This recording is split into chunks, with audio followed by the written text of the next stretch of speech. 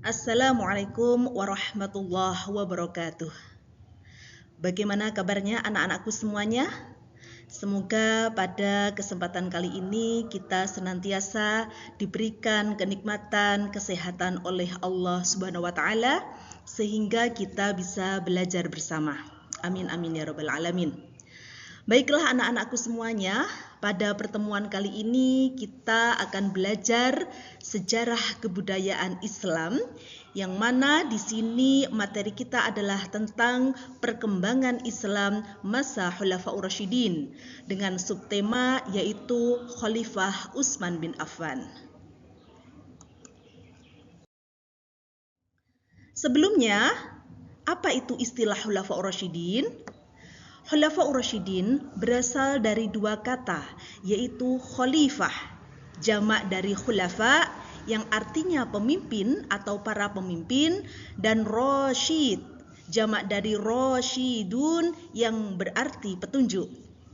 Jadi, Khulafaur Rasyidin itu memiliki arti para khalifah yang mendapat petunjuk.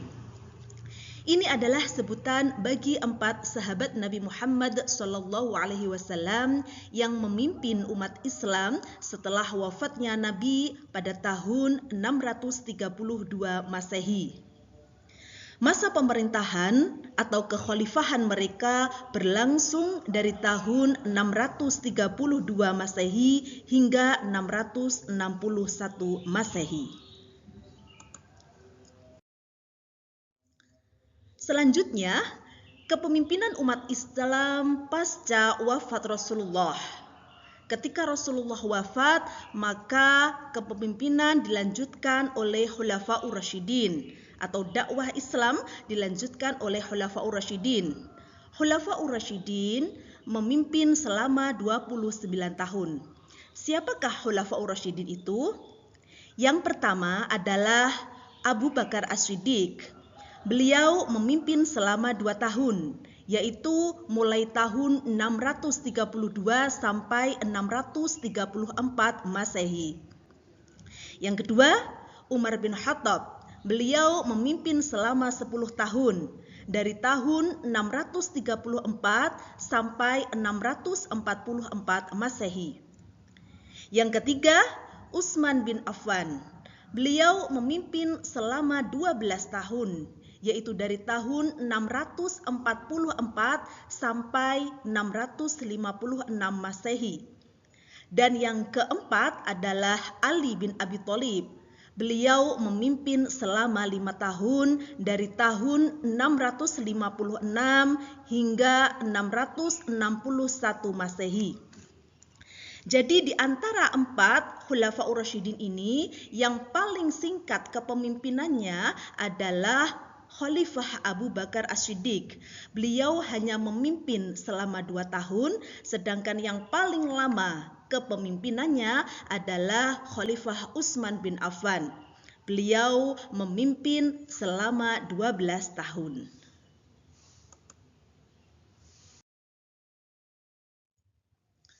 Selanjutnya, biografi tentang Khulafaur Rasyidin Utsman bin Affan. Utsman bin Affan memiliki nama lengkap. Beliau memiliki nama lengkap yaitu Utsman bin Affan bin Abi al-Ash. Memiliki gelar Zunnurain atau pemilik 2 cahaya karena menikahi 2 putri Nabi. Beliau adalah khalifah ketiga dengan banyak prestasi. Di antara prestasi Khalifah Utsman bin Affan adalah menyusun dan menyeragamkan Al-Quran dalam satu versi standar atau yang disebut Mushaf Utsmani. Melanjutkan perluasan wilayah ke Afrika Utara dan Asia Tengah. Selanjutnya, mengembangkan armada laut Islam. Sifat yang dimiliki oleh Khalifah Utsman bin Affan adalah lembut hati, dermawan, dan juga rendah hati.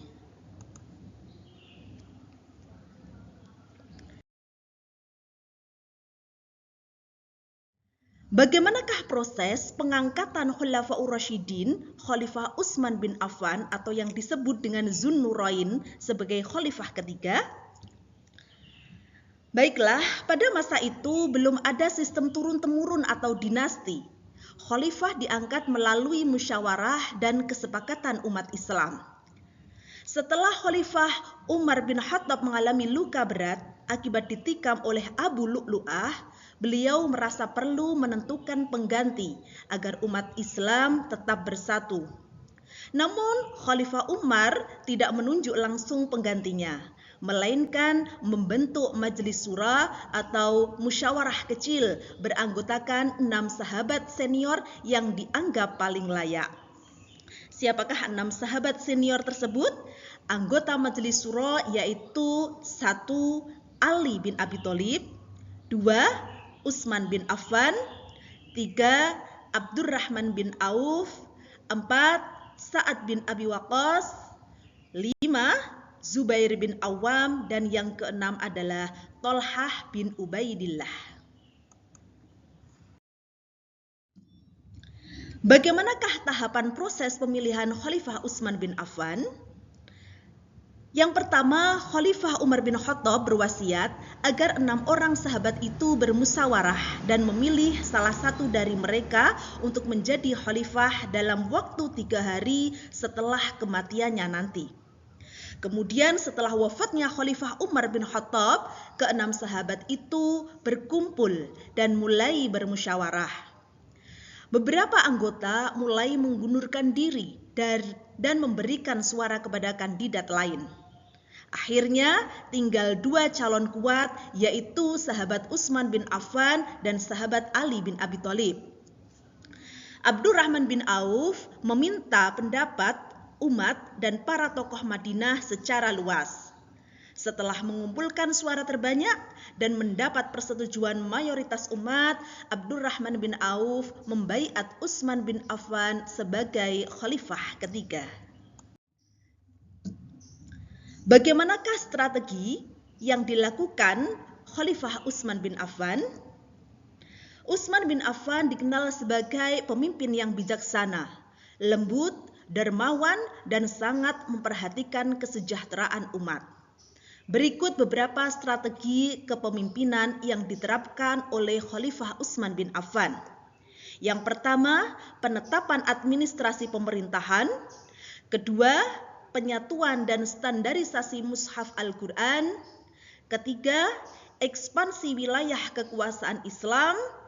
Keempat, pengelolaan keuangan negara. Dan yang kelima, pendekatan kekeluargaan.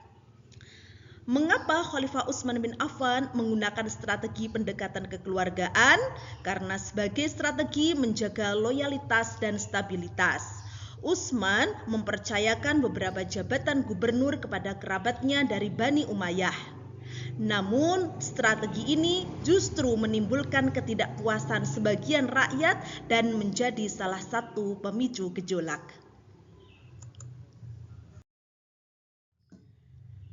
Kemudian, ekspansi atau proses perluasan masa Khalifah Utsman bin Affan. Pada masa pemerintahan Khalifah Utsman bin Affan, wilayah Islam mengalami perluasan signifikan dari yang sebelumnya sudah luas di era Khalifah Umar bin Khattab. Berikut wilayah yang berhasil dikuasai oleh Khalifah Utsman bin Affan. 1. Kawasan Afrika Utara atau Tunisia. 2. Kawasan Armenia. 3. Azerbaijan. 4. Tripoli. 5. Khurasan, dan yang keenam adalah Ciprus. Pada masa Khalifah Utsman bin Affan, beliau memiliki banyak jasa. Salah satu jasa beliau adalah kodifikasi Al-Quran. Setelah wafatnya Nabi Muhammad SAW, Al-Quran masih terjaga dalam hafalan para sahabat. Kodifikasi Al-Quran merupakan kelanjutan kerja yang diawali oleh Khalifah Abu Bakar As-Siddiq. Pengumpulan mushaf Al-Quran masa Khalifah Abu Bakar dilatar belakangi sahidnya 70 hufadz dalam perang Yamamah. Sedangkan pada masa Khalifah Utsman bin Affan dilatar belakangi akan perbedaan qiraat atau dialek yang sering menimbulkan percekcokan. Kodifikasi Al-Quran ini dilakukan dengan menyalin mushaf yang disimpan di rumah Hafsah dan menyeragamkan qiraatnya, yaitu menggunakan dialek Quraisy. Kemudian membuat sejumlah salinan dan dikirim ke berbagai kota, di antaranya ke Mekah, Madinah, Basrah, Kufah, dan juga Syria.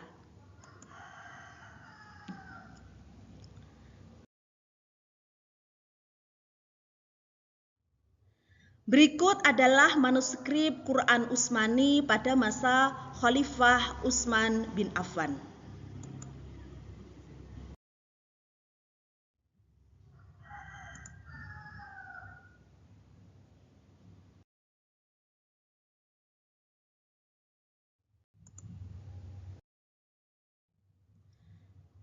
Baiklah, bagaimana otonomi daerah pada masa Khalifah Utsman bin Affan?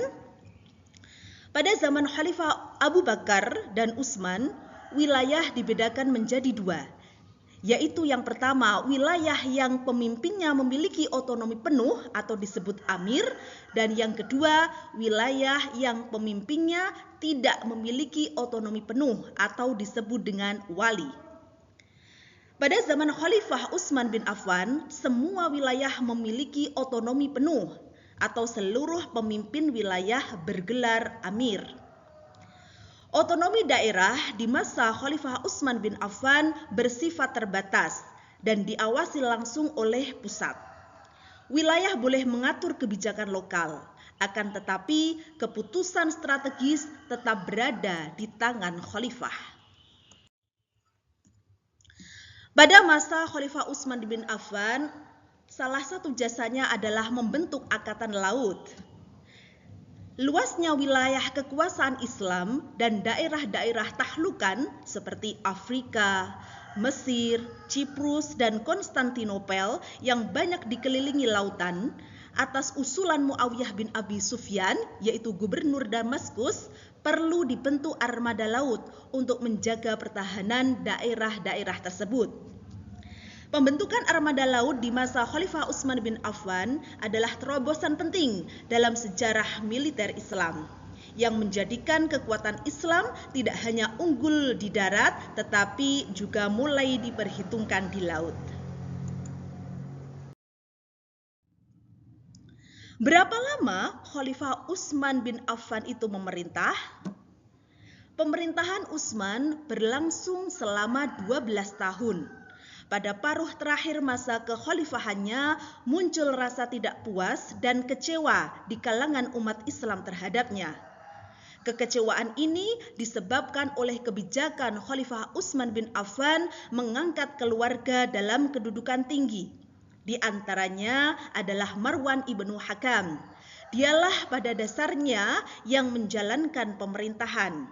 Sedangkan Khalifah Utsman hanya menyandang gelar khalifah. Khalifah Utsman memang sangat berbeda dengan kepemimpinan Khalifah Umar bin Khattab. Mungkin karena usianya yang lanjut, yaitu beliau diangkat pada usia 70 tahun dan sifatnya yang lemah lembut sehingga mudah diperdaya keluarga dan kerabatnya. Pada tahun 35 Hijriah atau 655 Masehi, Khalifah Utsman bin Affan dibunuh oleh kaum pemberontak yang terdiri dari orang-orang yang kecewa. Baiklah anak-anakku semuanya, dari materi yang kita pelajari tentang Khalifah Utsman bin Affan, kita bisa mengambil beberapa kesimpulan. Yang pertama adalah Khalifah Utsman bin Affan dipilih melalui musyawarah yang diadakan oleh 6 sahabat terkemuka sesuai wasiat Khalifah Umar bin Khattab sebelum beliau wafat. Dari hasil musyawarah tersebut, Utsman bin Affan terpilih menjadi khalifah ketiga karena keutamaan akhlaknya, kedekatannya dengan Rasulullah Shallallahu Alaihi Wasallam, serta diterimanya beliau oleh masyarakat umat mayoritas. Yang kedua, pada masa kepemimpinan Utsman bin Affan, substansi dakwah tetap berfokus pada ajaran tauhid, syariat Islam, dan akhlak mulia. Beliau juga terkenal karena berjasa membukukan Al-Quran dalam satu mushaf standar dan untuk menjaga keutuhan ajaran Islam. Yang ketiga, pada masa kepemimpinannya juga Khalifah Utsman bin Affan menerapkan berbagai strategi untuk menjaga stabilitas dan memperluas wilayah kekuasaan Islam. Strategi kepemimpinannya berfokus pada perluasan wilayah dakwah, penguatan persatuan umat, serta penataan administrasi pemerintahan. Dan yang terakhir adalah melalui kebijakan dan strategi dakwah tersebut, Islam berkembang pesat ke berbagai wilayah dan persatuan umat tetap terjaga meskipun menghadapi tantangan politik dan sosial.